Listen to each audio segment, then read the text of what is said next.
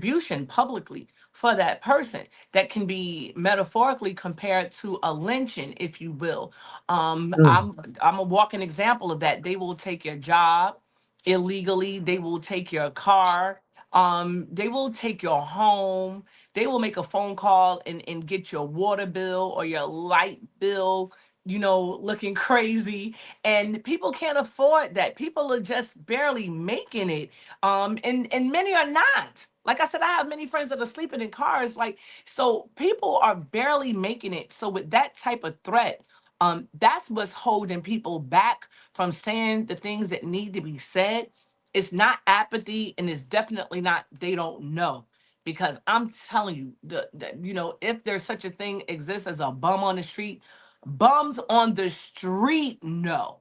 Like they stop me on a regular basis. People who I see that are just like kind of like streetwalkers who spend their day, drinking, and you would think like, oh, they don't know what's going on politically. Oh, not only do they know, they have been the direct professors schooling me on a lot of the events taking place that I didn't always have the same vision to see, from that POV, that point of view, if you will, that they see it from.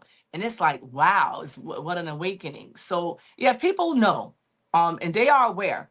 But like I said, the consequences are real, and the retribution is swift. I mean, even people who have spoken out that worked in City Hall have lost their jobs. There's been public humiliation. I remember one time a young lady was going live about the lead in her water, and two black trucks from the city pulled up to her house. She went live and showed it. It's like, wow. So there's a type of criminology um, that is being executed.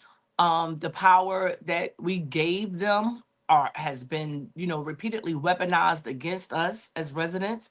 And yeah, so everybody's not going to be bold and courageous on that front.